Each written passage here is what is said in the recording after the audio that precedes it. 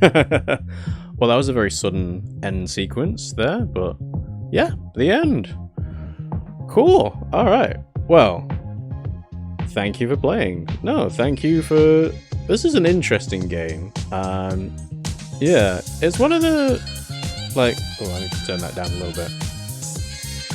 Like, it's an interesting game. I guess I was expecting... So I'd heard that the game needed multiple playthroughs to complete everything, but everything seemed to line up quite well with doing it in a single one. Like, you could intuit what the actual problem was, who the killer was, why they did it. I mean, some of those things I think I might have actually gotten the answer wrong on the final questioning there, but otherwise, yeah, you can kind of pretty much fill in the gaps, you know? And yeah, it's an interesting adventure game. Like, the idea of having time be a resource, like, you can try and do everything, but that will cost you time and you won't be able to actually do everything, is an interesting design decision. I'm glad I actually made the choice this session, and I didn't do it last time because it was the first time I played the game, but this time, focus on the people. Don't focus on trying to find things like a normal detective would, because the Mindcop is not a normal detective, clearly, if they can bring people back to life.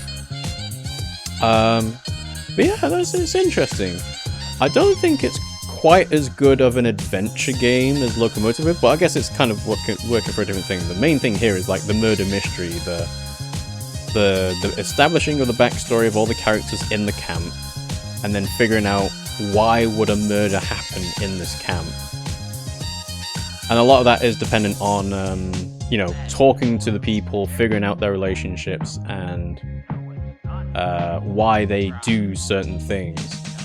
And some things are, in fact, red herrings. Like, everything to do with Paul and Robin, it's like, alright, Elliot caused the forest fire, which caused Paul to be disabled, and then he became mute.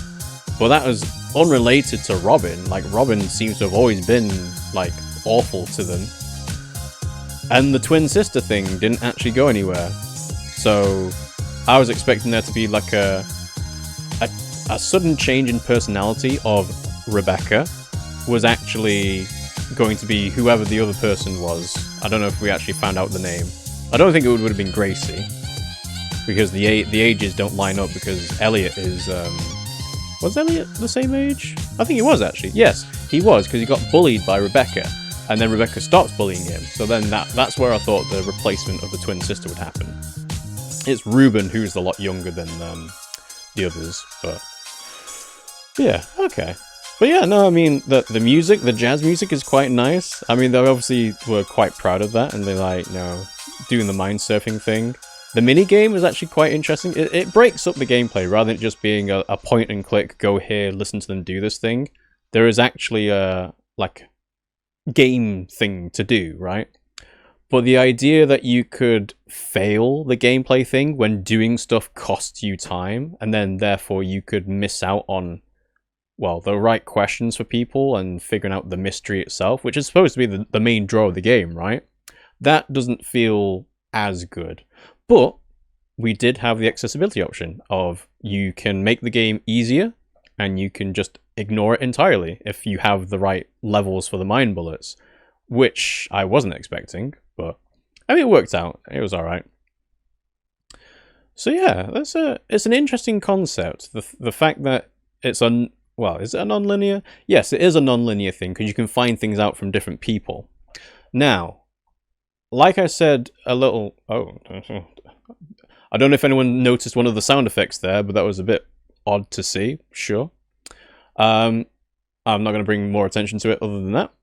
But yes, I suppose it is non-linear because you can find things out about different people at different times. And also, the thing that I'm interested in, if you arrest Gabe early, does Sean still die on the Thursday? There we go. Congratulations, you managed to catch the killer in time. You can now use the notes menu to skip to any of the 5 days. And if you want to, you can hold A to fast forward dialogue. That is another key feature that always makes these games replayable. Like, Playing 999 on the DS, it would auto skip through things that you've already seen before, and that sounds like a similar feature, which is really important if you actually do want to replay this and find everything out about, well, the camp. Because there's the thing about the cat as well. Like, what does the cat do? But it'll probably be just like a hidden mindsurf thing. But yeah, no, it was a cool little game. Mindcop. Yeah, that's a cool game. Obviously, we've not found everything out in the game. So you could replay it.